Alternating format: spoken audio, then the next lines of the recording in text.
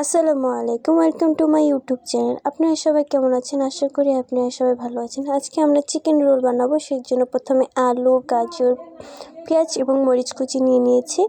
এরপর আমরা এখানে চিকেনগুলোকে ছোট ছোট পিস করে কেটে নিয়েছি। ওটাকে আমরা ভিনেগার দিয়ে ভালো করে ভিজিয়ে রেখেছিলাম কিছুক্ষণ। এরপর ধুয়ে নিয়েছি ভালো করে। এরপর এখানে আমরা দেখতে পাচ্ছেন কত ছোট ছোট করে পিস করেছি, বেশি বড় না ছোটও না, তো মিডিয়াম সাইজ করে পিস করেছি। তো এরপর এখানে আদা রসুন বাটা দিয়ে দিব।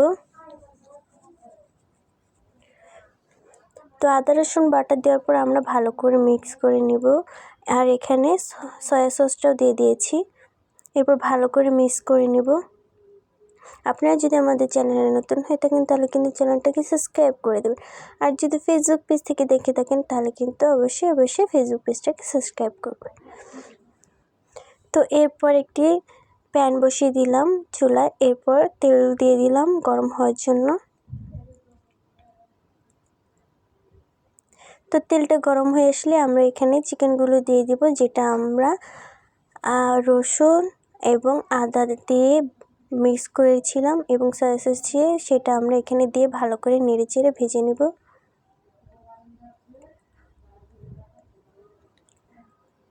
খেয়াল রাখবেন যাতে পুড়ে না যায়। এরপর এখানে আমরা সাদা গোলমরিচটা দিয়ে দিব, দিয়ে ভালো করে আবার নেড়েচেড়ে নিব।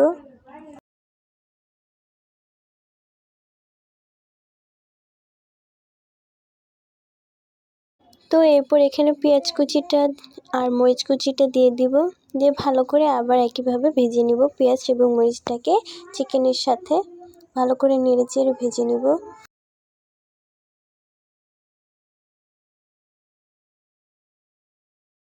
তো ভালো করে নেড়েচেড়ে ভেজে নেওয়ার পর এখানে আমরা আলু কুচি এবং গাজর কুচি দিয়ে এটাকেও আমরা ভালো করে নেড়েচেড়ে ভেজে নিব।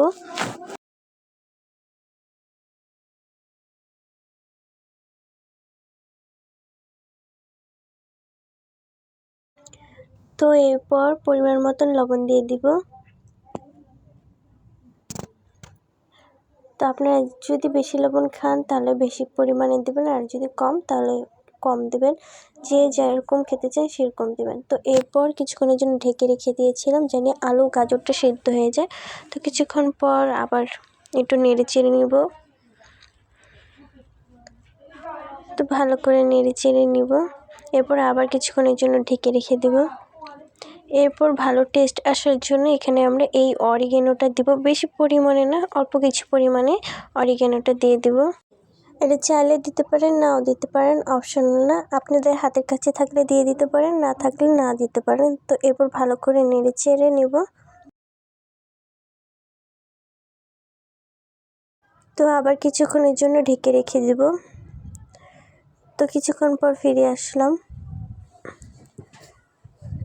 তো আবার ভালো করে নেড়ে চেড়ে নেব। তো এখন কিন্তু হয়ে গেছে, আমরা এটা উঠিয়ে রেখে দেব। তো এরপর আমরা রুটি বানাবো, কারণ ডোটাকে আমরা এখানে দিব,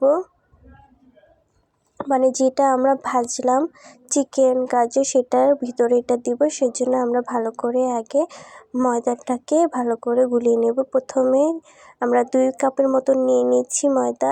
এরপর দিয়েছি লবণ এবং চিনি দিয়ে ভালো করে নেড়েচেড়ে মিশিয়ে নেব। এরপর এখানে আমরা কিছু পরিমাণ তেল দিয়ে দিব, সয়াবিন তেল।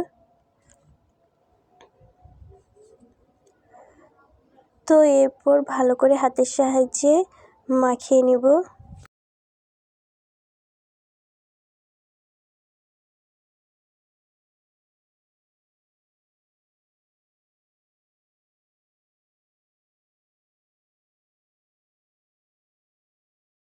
তো এরপর একটু একটু পানি দিয়ে আমরা পুরো ডোটাকে ভালো করে গুলিয়ে নিব।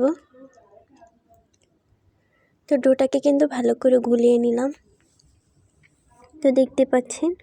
তো এরপর হাতে একটু তেল নিয়ে কিন্তু আমরা এটাকে কিছুক্ষণের জন্য রেস্টে রেখে দেব। তো কিছুক্ষণের জন্য রেস্টে রেখে দেব। এরপর রেস্ট থেকে ওঠানোর পর আমরা এখানে 6টা টুকরো করে নেব, ভাগ করে নেব। তো দেখতে পাচ্ছেন 6টা হয়েছে। এরপর আমরা বেলন পিঁড়ির সাহায্যে আমরা একটি রুটি বানিয়ে নেব। তো এইভাবে রুটি বানিয়ে নিলাম, দেখতে পাচ্ছেন।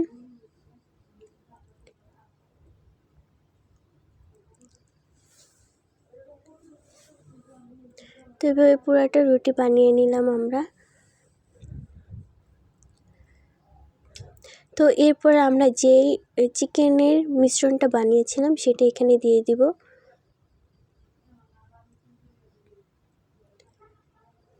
তো এইভাবে করে দিয়ে দিব। তো আপনাদেরকে দেখিয়ে দিচ্ছি কিভাবে রোলটাকে বানাবো।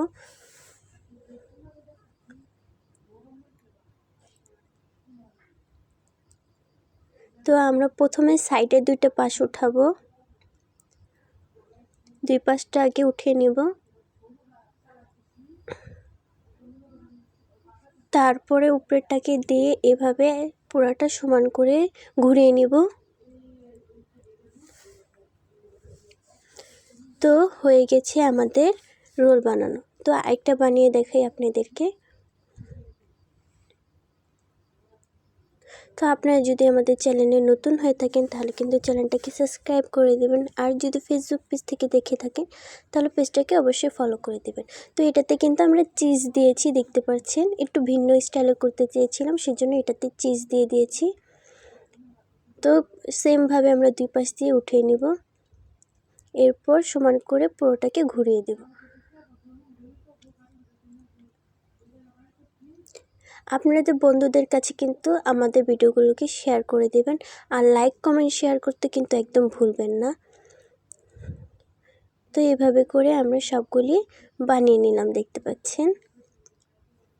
তো এরপরে চলে যাব চুলায়। তো চুলায় একটি প্যান বসিয়ে দিয়েছিলাম, এরপর তেলটা গরম হয়ে এসেছিল। এরপর আমরা রোলগুলি দিয়ে দিয়েছি, একে একে 3টে রোল দিয়ে দিয়েছি আমরা। দুইবার করে আমরা ভেজে নিয়েছি।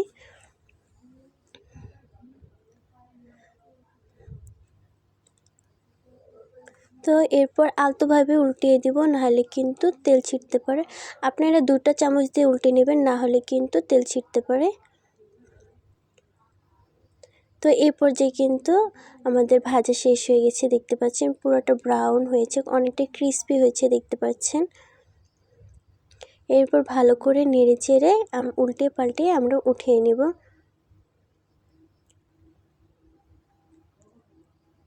আমাদের ভিডিওগুলো আপনাদের কাছে কেমন লাগে তা কিন্তু আমাদের কমেন্টের মাধ্যমে জানিয়ে দেবেন, আর লাইক কমেন্ট করে দিবেন, আর শেয়ার করে দেবেন।